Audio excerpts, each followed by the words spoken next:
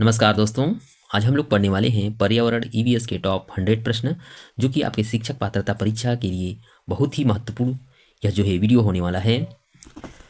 तो आइए शुरू करते हैं। पर्यावरण का शाब्दिक अर्थ है, तो पर्यावरण का जो शाब्दिक अर्थ है वो है वस्तु का पर्यावरण। वस्तु का परिआवरण यानी कि चारों ओर का घेरा हुआ आवरण, उसको कहते हैं पर्यावरण। ऑप्शन नंबर डी इसका सही उत्तर है। पर्यावरण के घटक तत्व हैं, तो पर्यावरण के घटक तत्व के अंतर्गत भौतिक आजीविक पर्यावरण भी आएगा और जैविक पर्यावरण भी आएगा, इसलिए सही उत्तर है ऑप्शन नंबर सी होगा, ए और बी दोनों।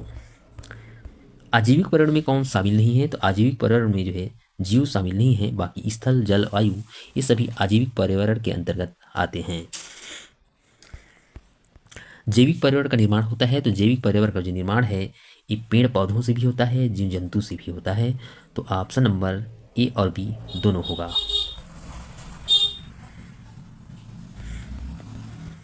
अधोलिखित में कौन भौतिक वातावरण का तत्व नहीं है, तो भौतिक वातावरण का तत्व नहीं है इसमें भूमि का रूप, ये भी भौतिक वातावरण के अंतर्गत आता है। मिट्टियाँ ये भी आता है, खनिज भी आता है, लेकिन जो बस्तियाँ हैं यह भौतिक वातावरण के अंतर्गत के तत्व के अंतर्गत नहीं आता। सही उत्तर होगा ऑप्शन नंबर डी होगा। अगला प्रश्न दिया है पर्यावरण एक अविभाज्य समष्टि है जिसकी रचना होती है, तो पर्यावरण एक अविभाज्य समष्टि है जिसकी रचना होती है भौतिक जैविक एवं सांस्कृतिक तत्वों वाले पारस्परिक क्रियाशील तंत्रों से जो है इसकी रचना होती है। ऑप्शन नंबर डी जो इसका सही उत्तर है। पर्यावरण से अभिप्राय है, तो पर्यावरण से अभिप्राय है यहाँ पर बताना है, तो देखो पर्यावरण के अंतर्गत आपका भूमि जल वायु पौधों एवं जंतुओं की प्राकृतिक दुनिया जो इनके चारों ओर अस्तित्व में है ये भी आ जाएगा। उन संपूर्ण दशाओं का योग जो व्यक्ति को एक समय बिंदु पर घेरे हुए होते हैं ये भी आएगा। भौतिक जैविक एवं सांस्कृतिक तत्वों की अंतः क्रियात्मक अवस्था जो अंतः संबंधित होते हैं ये भी पर्यावरण के अंतर्गत आएगा। ये तीनों ऑप्शन जो है पर्यावरण के अंतर्गत आते हैं। इसका सही उत्तर होगा ऑप्शन नंबर डी होगा, उपर्युक्त सभी। अगला प्रश्न है सामान्यतः पर्यावरण को निम्न प्रकार से वर्गीकृत किया जा सकता है, निम्नलिखित में से कौन सा एक इस वर्गीकरण का भाग नहीं है। तो यहाँ पर देखो भौतिक पर्यावरण में भी विभाजित किया गया है, जैविक पर्यावरण में भी किया गया है, सांस्कृतिक में भी किया गया है, लेकिन जो परिचालन पर्यावरण है इसमें नहीं किया गया है। इसका सही उत्तर है ऑप्शन नंबर डी। अगला प्रश्न है कथन में है, कथन और कारण पर आधारित प्रश्न है। कथन ये दिया है कि पर्यावरण अपार शक्ति का भंडार है। पर्यावरण जो है अपार शक्ति का भंडार है, बिल्कुल सही है। कारण कहता है कि पर्यावरणीय शक्तियों एवं प्रक्रियाओं के फलस्वरूप पर्यावरणीय तत्वों का निर्माण होता है, ये भी सही होगा, यानी कि ए और आर दोनों कथन सही हैं, कथन और कारण, इसलिए सही उत्तर है ऑप्शन नंबर ए और आर दोनों सही हैं। मानव गतिविधियों से परिवर्तित पर्यावरण कहलाता है, तो मानव गतिविधियों से परिवर्तित पर्यावरण कहलाता है, ये कहलाता है एंथ्रोपोजोनिक पर्यावरण। एंथ्रोपोजोनिक पर्यावरण कहते हैं मानव गतिविधियों से परिवर्तित पर्यावरण को कहते हैं एंथ्रोपोजोनिक पर्यावरण। ऑप्शन नंबर बी इसका सही उत्तर है। विश्व पर्यावरण दिवस की जिस तारीख को मनाया जाता है वह कौन सा तारीख है, तो विश्व पर्यावरण दिवस मनाया जाता है 5 जून को मनाया जाता है। ऑप्शन नंबर सी इसका सही उत्तर है। प्रथम विश्व पर्यावरण दिवस किस वर्ष मनाया गया था, तो प्रथम विश्व पर्यावरण दिवस मनाया गया था सन 1973 में। ऑप्शन नंबर बी इसका सही उत्तर है। अगला प्रश्न है निम्नलिखित में से कौन सी रिपोर्ट है जो सतत विकास सस्टेनेबल डेवलपमेंट को इस रूप में परिभाषित करती है कि विकास जो वर्तमान पीढ़ी की ज़रूरतों को पूरा करे। अभी जो वर्तमान पीढ़ी है, ठीक है, विकास क्या है, जो वर्तमान पीढ़ी को ज़रूरतों को पूरा करे बिना आगामी पीढ़ी उनकी ज़रूरतों को पूर्ति करने की क्षमताओं पर समझौता किए।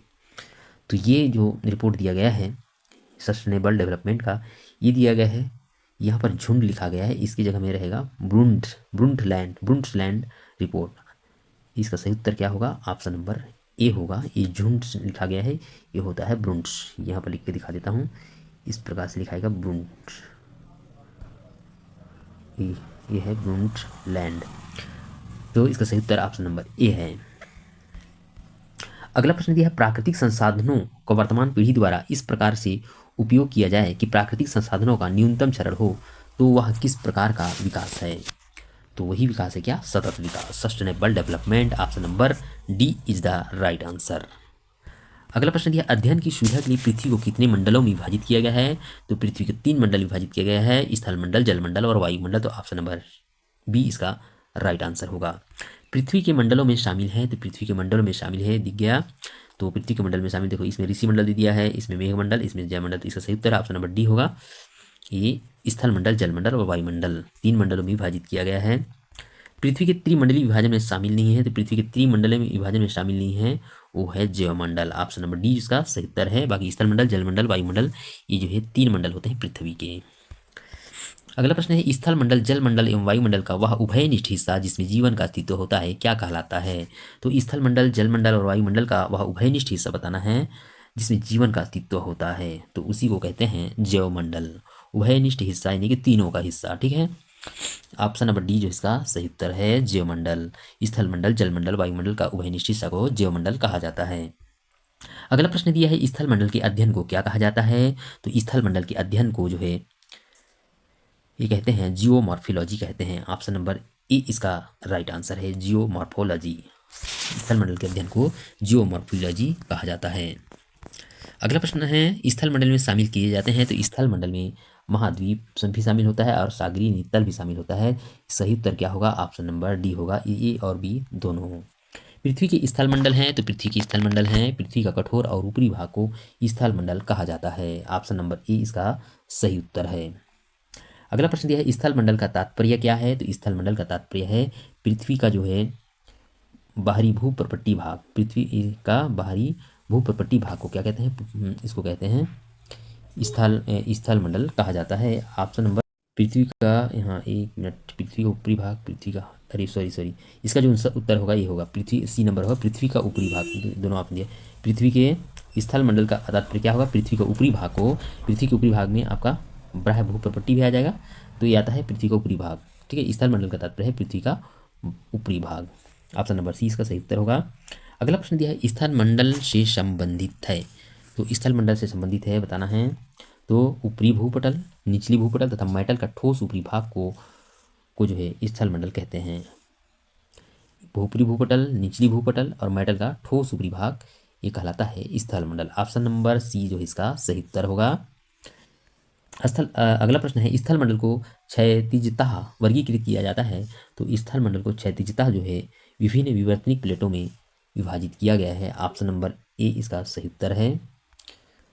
अगला प्रश्न दिया है वह प्रक्रिया जो पृथ्वी की ऊपरी सतह के भागों को खिसकाती है, उभारती है या निर्मित करती है क्या कहलाती है? तो वह प्रक्रिया जो पृथ्वी के ऊपरी सतह के भागों को खिसकाती है और उभारती है, निर्मित करती है, उसको कहते हैं पटल विरूपण कहा जाता है। ऑप्शन नंबर ए इसका सही उत्तर है। ये एसएससी 2020 में पूछा गया था।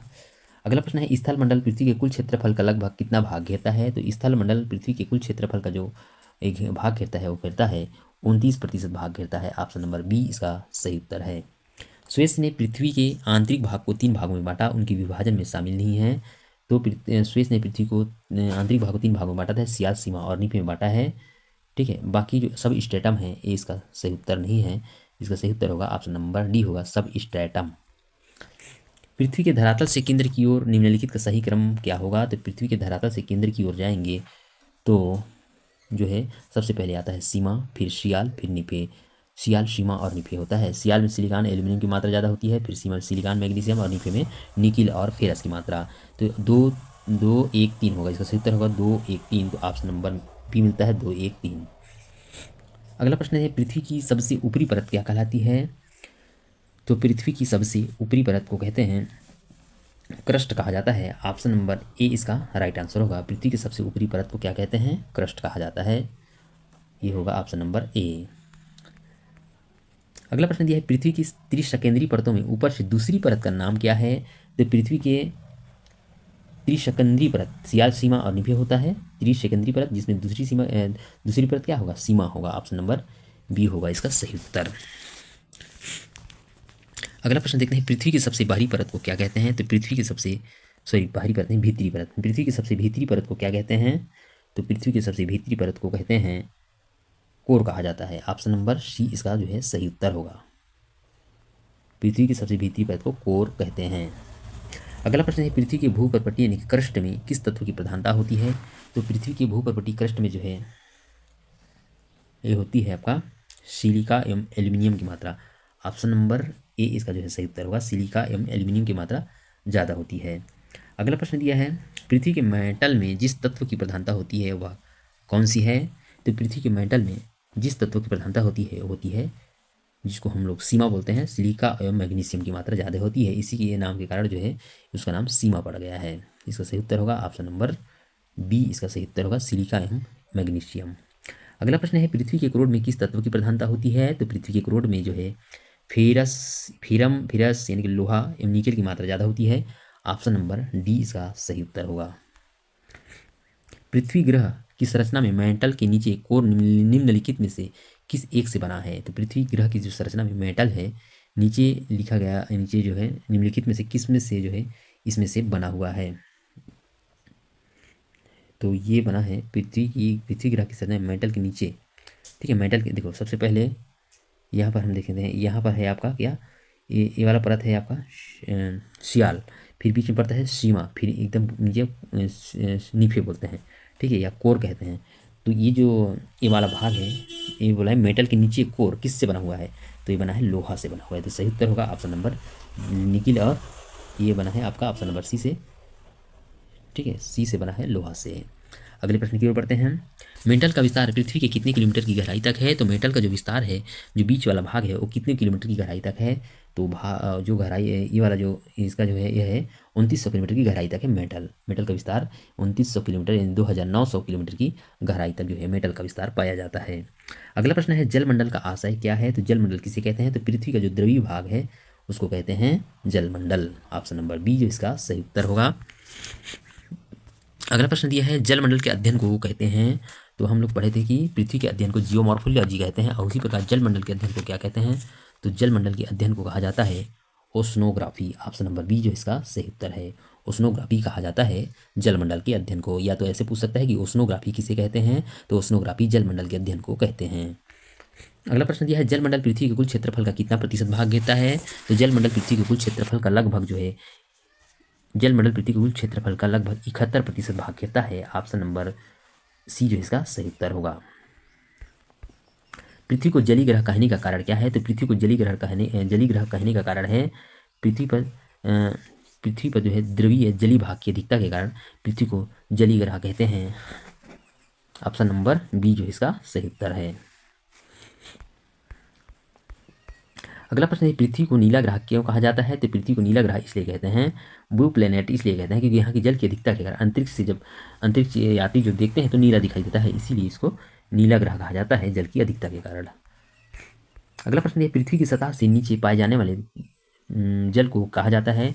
तो पृथ्वी के सतह से नीचे पाए जाने वाले जल को कहा जाता है भूमिगत जल कहते हैं। ऑप्शन नंबर सी जो इसका सही उत्तर है। पृथ्वी की सतह से ऊपर वायुमंडल की निचली परतों में जल जिस रूप में पाए जाते हैं वह कौन सा जल है? पृथ्वी की सतह से ऊपर बोल रहा है, ऊपर वायुमंडल की निचली परत, ठीक है, यानी कि क्षोभ मंडल में, ठीक है, वायुमंडल निचली परतों में जल में जिस रूप में पाए जाते हैं वह परत, उस जल को क्या कहते हैं? तो उस जल को जल वाष्प कहा जाता है। ऑप्शन नंबर डी जो इसका सही उत्तर होगा।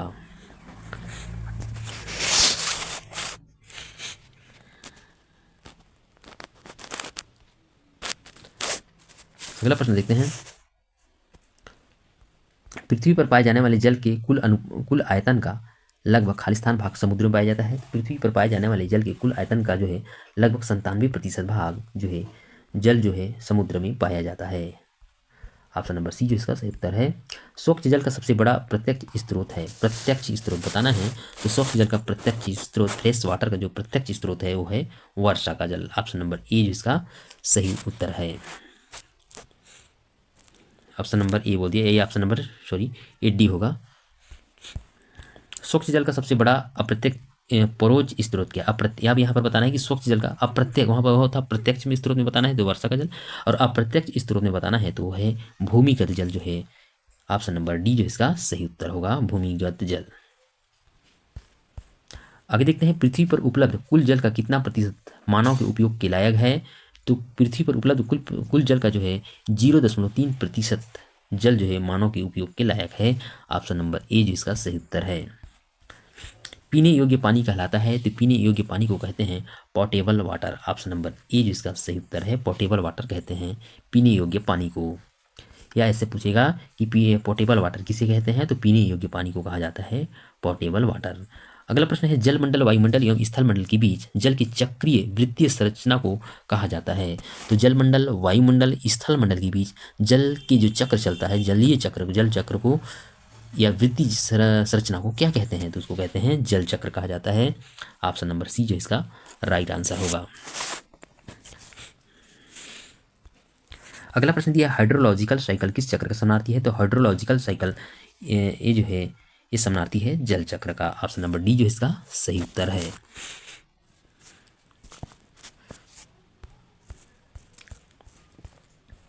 अगला प्रश्न दिया है जलमंडल में जल के चक्रीकरण का सर्वप्रमुख कारण क्या है? जलमंडल में जल के चक्रीकरण का सर्वप्रमुख कारण क्या है? तो इसका जो प्रमुख कारण है वो है सूर्य द्वारा होने वाला विभेदक उष्मीकरण। सूर्य द्वारा होने वाला विभेदक उष्मीकरण इसका जो है प्रमुख कारण है। अगला प्रश्न है वायुमंडल का मतलब है। वायुमंडल का मतलब है तो पृथ्वी का वायु या गैसीय आवरण को वायुमंडल कहा जाता है। पृथ्वी का वायु या गैसीय आवरण को वायुमंडल कहते हैं। अगला प्रश्न दिया है वायुमंडल के कुल द्रव्यमान का कितना प्रतिशत भाग पृथ्वी की सतह से 32 किलोमीटर की ऊंचाई तक पाया जाता है? वायुमंडल के कुल द्रव्यमान का कितना प्रतिशत भाग जो है पृथ्वी की सतह से 32 किलोमीटर की ऊंचाई तक पाया जाता है? तो 99% भाग जो है पाया जाता है। ऑप्शन नंबर डी जो इसका राइट आंसर है। वायुमंडल का पृथ्वी से संबंध यानी कि जुड़े रहने से संबंध यानी कि पृथ्वी वायुमंडल के जो पृथ्वी से जुड़े रहने का प्रधान कारण क्या है? तो इसका जो प्रमुख कारण है वो है पृथ्वी का गुरुत्वाकर्षण शक्ति। ऑप्शन नंबर सी इसका सही उत्तर है। अगला प्रश्न है वायुमंडल के अध्ययन को क्या कहते हैं? तो यहाँ पर पढ़े थे कि स्थलमंडल के अध्ययन को जियोमॉर्फोलॉजी, उसके बाद में जल के अध्ययन को हम ओशनोग्राफी कहते थे। उसी प्रकार अब वायुमंडल के अध्ययन को क्या कहते हैं? तो वायुमंडल के अध्ययन को कहा जाता है क्लाइमेटोलॉजी। ऑप्शन नंबर सी जो इसका सही उत्तर है। वायुमंडल की निचली सतह के अध्ययन को क्या कहा जाता है? तो वायुमंडल की निचली सतह के अध्ययन को कहा जाता है मीटियोरोलॉजी। ऑप्शन नंबर डी इसका सही उत्तर होगा। वायुमंडल के अध्ययन को क्लाइमेटोलॉजी, उसी पर वायुमंडल की निचली सतह के अध्ययन को कहते हैं मीटियोरोलॉजी कहते हैं। वायुमंडल की ऊपरी सतह का अध्ययन क्या कहलाता है? तो वायुमंडल की ऊपरी सतह का अध्ययन को कहते हैं एरोलॉजी कहा जाता है। ऑप्शन नंबर सी जो इसका सही उत्तर है।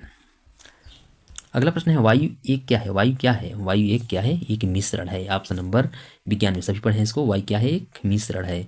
ऑप्शन नंबर सी इसका सही उत्तर है। वायुमंडल में पाया जाता है तो वायुमंडल में देखो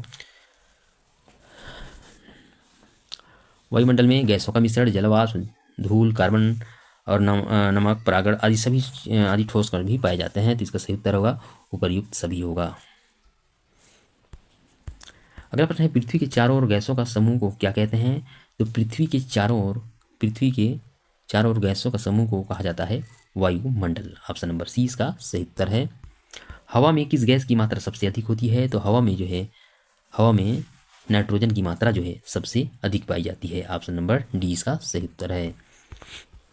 वातावरण में सर्वाधिक प्रतिशत किसका है? तो हाँ, प्रतिशत में भी जो है नाइट्रोजन का ही प्रतिशत सबसे ज़्यादा है। ऑप्शन नंबर सी जो इसका सही उत्तर है। शुद्ध शुष्क हवा में नाइट्रोजन की मात्रा होती है, यहाँ पर उसकी मात्रा को बताना है तो ये होती है 78%। शुद्ध शुष्क हवा में नाइट्रोजन की जो मात्रा होती है ये होती है 78% होती है। Option number D. ये वाला CGTET में कई बार पूछा गया है प्रश्न है नाइट्रोजन की मात्रा को। अगला प्रश्न देखते हैं शुद्ध शुष्क हवा में ऑक्सीजन की मात्रा लगभग क्या होती है? यहाँ पर ऑक्सीजन की मात्रा बताना है। तो शुद्ध शुष्क हवा में ऑक्सीजन की जो मात्रा होती है लगभग 21% होती है। ऑप्शन नंबर बी जो इसका राइट आंसर है। अगला प्रश्न दिया वायुमंडल के संगठक गैसों में दो सर्वाधिक मात्रा वाले गैस हैं। तो वायुमंडल के संगठक गैसों में दो सर्वाधिक मात्रा वाले गैस कौन कौन से हैं? तो वो है नाइट्रोजन और ऑक्सीजन। ठीक है, 78% और 21%। ऑप्शन नंबर ए इसका जो है सही उत्तर है। वायुमंडल के दो संगठक गैस नाइट्रोजन और ऑक्सीजन दोनों मिलकर वायुमंडलीय गैसों के कुल आयतन का कितना प्रतिशत भाग बनाते हैं?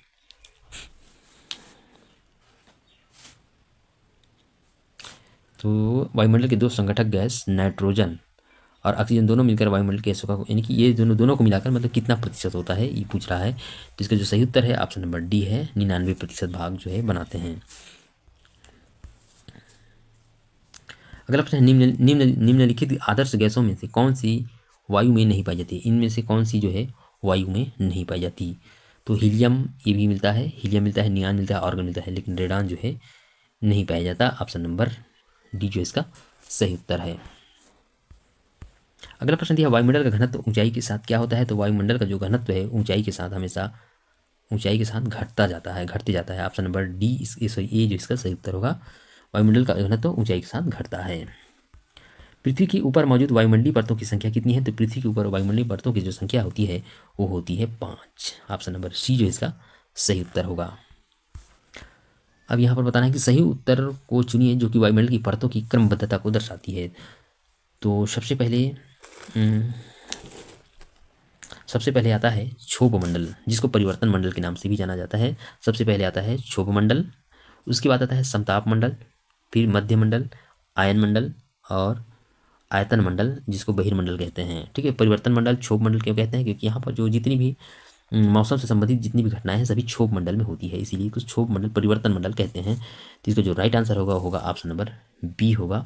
क्षोभ मंडल, समताप मंडल, आयन मंडल और बहिर्मंडल। ठीक है, क्षोभ मंडल, समताप मंडल, मध्य मंडल, आयन मंडल और बहिर्मंडल कहते हैं। एक जो क्रम है नीचे से ऊपर की ओर है। अगला प्रश्न देखते हैं, वायुमंडल को क्षोभ मंडल, समताप मंडल आदि परतों में विभाजित करने का मुख्य आधार क्या है? तो वायुमंडल को क्षोभ मंडल, समताप मंडल और आदि परतों में विभाजित करने का मुख्य कारण है यहाँ का तापमान। इसमें पाए जाने वाले तापमान के कारण इसको जो है अलग किया गया है, अलग अलग पार्ट में जो है बांट दिया गया है। अगला प्रश्न देखते हैं, किस मंडल को संवहन मंडल भी कहा जाता है? किस मंडल को संवहन मंडल भी कहा जाता है?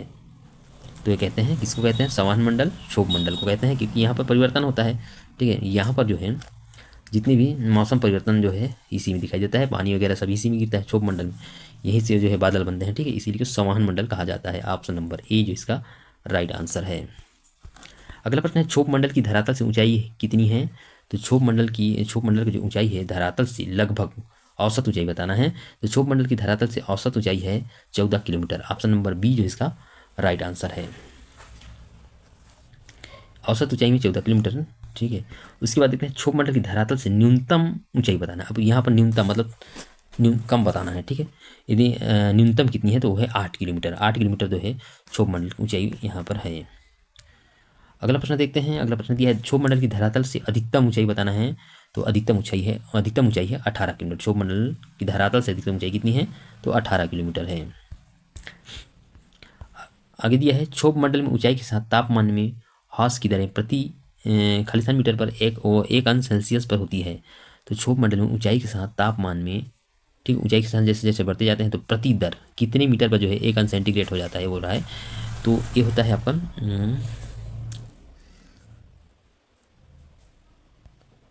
1 अंश सेंटीग्रेड पर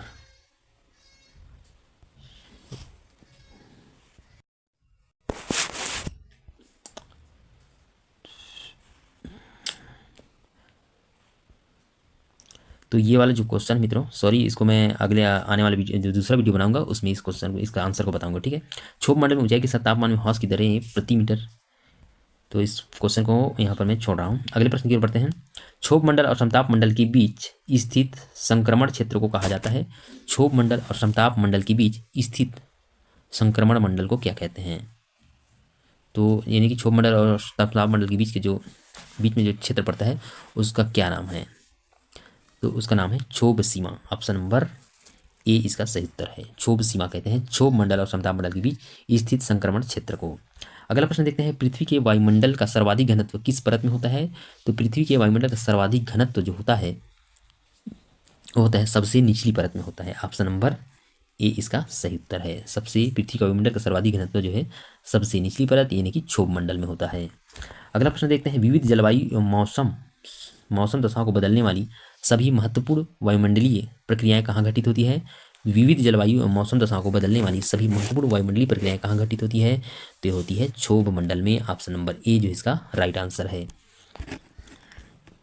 मेघ गर्जन की घटना वायुमंडल की किस परत में होती है? तो मेघ गर्जन की जो घटना है वायुमंडल के क्षोभ मंडल में होती है। ऑप्शन नंबर ए इसका राइट आंसर है। अगला प्रश्न दिया है, वायुमंडल का वह क्षेत्र जिसमें बादलों का जो गर्जन, बिजली का कड़कना, तूफानों आंधियों को होना पाया जाता है, ये सभी कहाँ मिलता है? तो ये मिलता है क्षोभ मंडल में। ऑप्शन नंबर ए इसका सही उत्तर है। क्षोभ मंडल वायुमंडल का निचला स्तर है जिसकी ऊंचाई ध्रुवों पर होती है। तो क्षोभ मंडल वायुमंडल का निचला स्तर है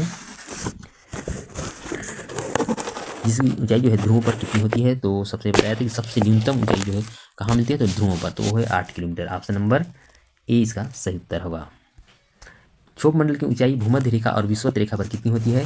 तो क्षोभ मंडल की जो ऊंचाई है भूमध्य रेखा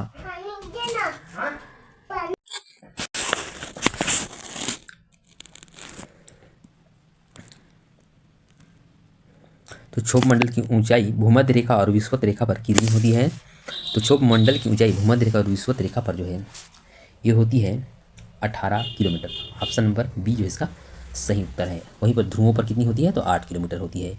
और न्यूनतम ऊंचाई 8 किलोमीटर, अधिकतम ऊंचाई 18 किलोमीटर और औसत ऊंचाई होती है 14 किलोमीटर भूमध्य रेखा की। अगला प्रश्न है, क्षोभ मंडल में तापमान ऊंचाई के साथ क्या होता है? तो क्षोभ मंडल में तापमान ऊंचाई के साथ घटता है। ऑप्शन नंबर ए इसका सही उत्तर है। वायुमंडल में ट्रोपोस्फियर के ऊपर कौन सी परत पाई जाती है? तो वायुमंडल में ट्रोपोस्फियर के ऊपर जो है ये पाई जाती है स्ट्रेटोस्फियर। ऑप्शन नंबर यहाँ पर इंग्लिश में दे दिया है इसको स्ट्रेटोस्फियर, तो इंग्लिश में भी याद रखना है। ठीक है, ट्रोपोस्फियर, स्ट्रेटोस्फियर, मेसोस्फियर, आयनोस्फियर। तो ट्रोपोस्फियर किसे कहते हैं? तो होता है क्षोभ मंडल, स्ट्रेटोस्फियर समताप मंडल और मेसोस्फियर मध्यमंडल और आयनोस्फीयर आयन मंडल। इस प्रकार से इंग्लिश में भी याद रखना है। तो ट्रोपोस्फीयर के ऊपर कौन सी परत मिलती है? तो मिलती है स्ट्रेटोस्फीयर। ऑप्शन नंबर ई इसका सही उत्तर है। ताप मंडल है, समताप मंडल यानी कि स्ट्रेटोस्फीयर क्या है? तो स्ट्रेटोस्फीयर जो है वायुमंडल की ऊपरी परत, यहाँ पर देखते हैं वायुमंडल की निचली परत, वायुमंडल की बीच की परत और क्षोभ सीमा के ऊपर स्थित परत। इसका सही उत्तर क्या होगा? क्षोभ सीमा के ऊपर। देखो यहाँ पर क्वेश्चन को घुमा दिया है, ये क्षोभ मंडल है, क्षोभ सीमा मतलब क्षोभ मंडल। हाँ, यानी कि क्षोभ मंडल और समताप मंडल के बीच का जो सीमा होता है उसको क्षोभ सीमा कहते हैं, इसलिए क्षोभ सीमा के ऊपर स्थित मंडल को स्थित जो मंडल है उसको कहते हैं समताप मंडल। अगला प्रश्न दिया है, अगला प्रश्न, हवाई जहाज प्रायः किस में उड़ते हैं? तो हवाई जहाज जो उड़ते हैं ये समताप मंडल में उड़ते हैं। ऑप्शन नंबर बी इसका जो है सही उत्तर होगा, समताप मंडल में उड़ते हैं हवाई जहाज। समताप मंडल को जेट विमानों की उड़ान के लिए आदर्श माना जाता है क्योंकि यहाँ का जो वायुमंडल है, यहाँ का जो तापमान है हमेशा जो है एक प्रकार से सम बना रहता है। ठीक है, और यहाँ पर इसमें जो है बादल वगैरह हो गया, मौसम घटनाएं नहीं होती है। ठीक है, इसका सही उत्तर होगा ऑप्शन नंबर डी होगा। इस परत में बादल तथा अन्य मौसमी घटनाएं नहीं होती और यहाँ का जो तापमान है एक समान रहता है। अगला प्रश्न है, वातावरण में ओजोन का संकेंद्रण कहाँ होता है? तो वातावरण में ओजोन का जो संकेंद्रण है ये होता है कहाँ? वातावरण में ओजोन का संकेंद्रण, यहाँ पर एक नया क्वेश्चन है। समताप मंडल को जेट मंडल,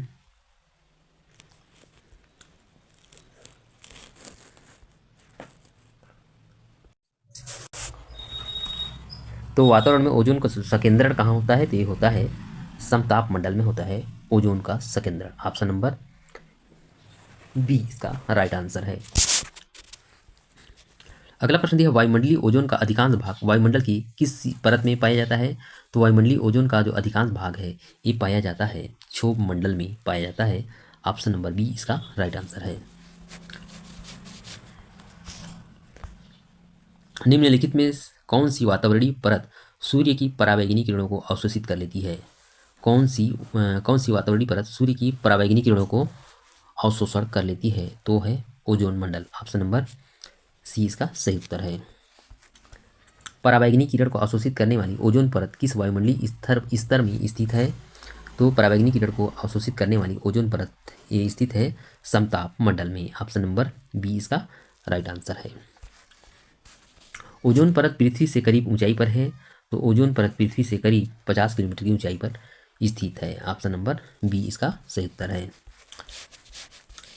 स्ट्रेटोस्फीयर और थर्मोस्फीयर के बीच की परत कहलाती है स्ट्रेटोस्फीयर और थर्मोस्फीयर। तो यहाँ पर है स्ट्रेटोस्फीयर और थर्मोस्फीयर के बीच की जो परत है ये इसको कहते हैं मेसोस्फीयर, लेकिन मध्य मंडल कहते हैं। तो इसका सही उत्तर है ऑप्शन नंबर बी मेसोस्फीयर। मध्य मंडल की धरातल से ऊंचाई कितनी है? तो मेसोस्फीयर की धरातल से ऊंचाई कितनी है मध्य मंडल की? तो ये है 80 किलोमीटर है। ऑप्शन नंबर सी इसका सही उत्तर है। मध्य मंडल के संदर्भ में निम्नलिखित में से कौन सा कथन सही नहीं है? तो देखो मध्य मंडल के संदर्भ में सही कथन बताना है, तो ये इसको पढ़ लेते हैं, सभी ऑप्शन को पढ़ना पड़ेगा। अंतरिक्ष में इस स्तर में प्रवेश पर उल्का पिंड जल जाते हैं। बिल्कुल सही है। जैसे उल्कापिंड वहाँ ऊपर से गिरता है, ठीक है, तो जैसे ही मध्यमंडल में पहुंचता है तो उल्कापिंड जो है जल जाता है पूरी तरह से। इस स्तर में बढ़ती हुई ऊंचाई के साथ साथ तापमान अत्यंत तीव्रता से बढ़ता है। बिल्कुल नहीं, तापमान जो है घटता है। यह वायुमंडल का तीसरा स्तर है। हाँ, तीसरा स्तर है। सबसे पहले इधर से जाएंगे क्षोभ मंडल, समताप मंडल, ठीक है, फिर क्षोभ मंडल, समताप मंडल, उसके बाद आता है मध्य मंडल। तो ये तीसरा स्तर है। यह प्रत्येकता समताप मंडल के ऊपर है। बिल्कुल सही है। तो इसका जो सही उत्तर क्या होगा, नहीं है बोला है, तो इसका सही उत्तर होगा ऑप्शन नंबर बी। इस स्तर में बढ़ती हुई ऊंचाई के साथ साथ तापमान अत्यंत तीव्रता से घटती है, चूंकि यहाँ पर बढ़ती है लिखा है। धरातल से ऊपर की ओर वायुमंडल का चौथी परत, वायुमंडल की चौथी परत है। धरातल से ऊपर की ओर जाएंगे तो चौथी परत क्या है, तो सबसे पहले आता है ट्रोपोस्फियर, ठीक है, फिर स्ट्रेटोस्फियर, फिर आता है मीसोस्फियर, और उसके बाद आता है थर्मोस्फियर। ऑप्शन नंबर यहाँ पर थर्मो लिखा गया है, थर्मोस्फियर आएगा। इसका सही उत्तर होगा, ये होगा थर्मोस्फियर।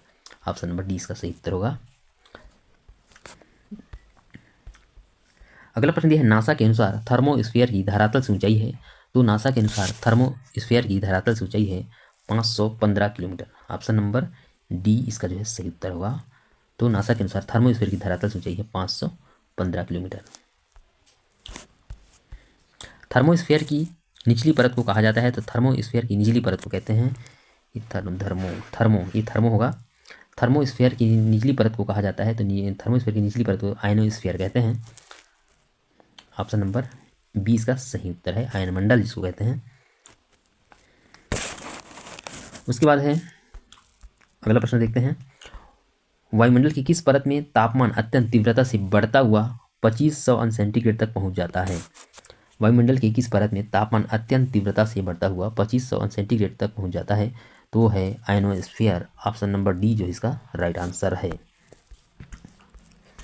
आयन मंडल में तापमान की तीव्र बढ़ोतरी का प्रधान कारण क्या है।